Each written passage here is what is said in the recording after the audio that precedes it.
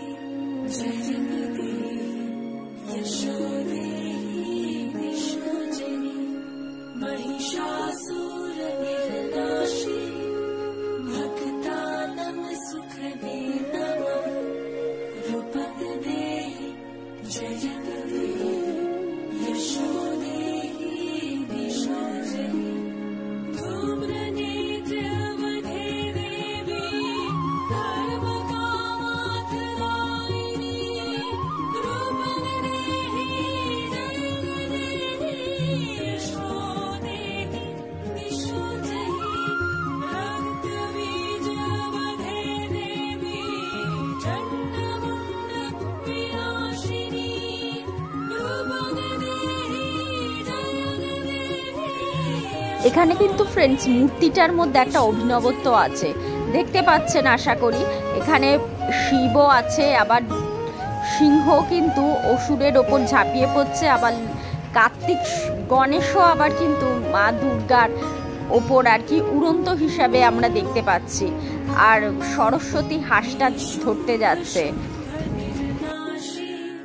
त्रैलोक्य शुभदे नमः।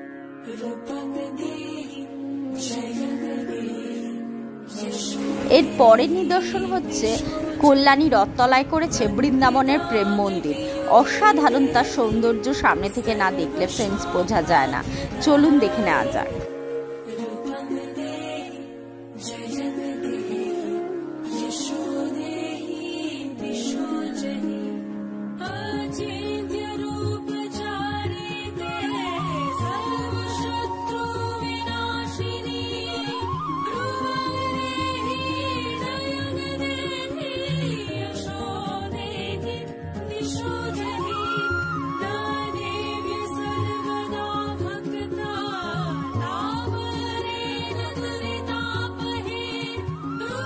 ফ্রেন্ডস, সমস্ত প্যান্ডেলটাতেই কিন্তু অসাধারণ বহির্দৃশ্য, অন্তর্দৃশ্য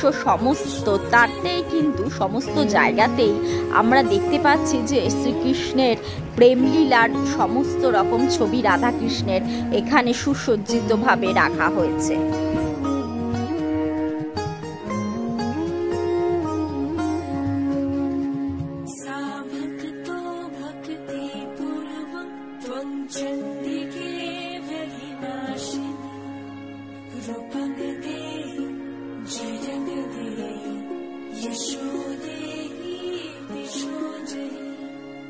ঠাকুরটা অসাধারণ, সারা গায়ে মনে হচ্ছে যেন অভ্রখচিত। অসাধারণ তার সৌন্দর্য, চালচিত্রটাও বেশ লাইটেনিং, মানে সব মিলিয়ে এক অভিনবত্ব এরা আর কি স্থাপন করেছে এই প্যান্ডেলটায়।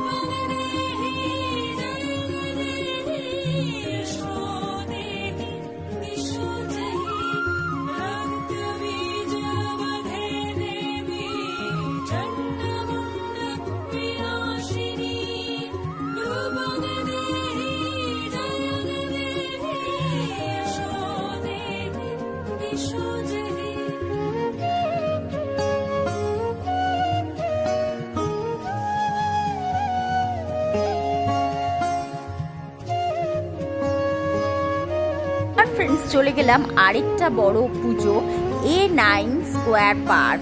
সেখানে করেছে এশিয়ার বৃহত্তম অক্ষরধাম। তা চলুন এর নিদর্শন আমরা দেখি। অসাধারণ সেই সৌন্দর্য, প্রতিটা জায়গাতেই আর কি হনুমানের বিভিন্ন রকম যে তার আর কি বিভিন্ন রকম রাম সীতার সঙ্গে তার বিভিন্ন রকম লীলা এখানে কিন্তু ফুটে উঠেছে এই মণ্ডপে নানা রকমভাবে। সীতার যখন বনবাস হয়েছিল তখন যে হয়েছিল আর কি, তিনি সীতা মায়ের কাছে গেছিলেন, সেইগুলোর চিত্র কিন্তু ফুটে উঠেছে এখানে।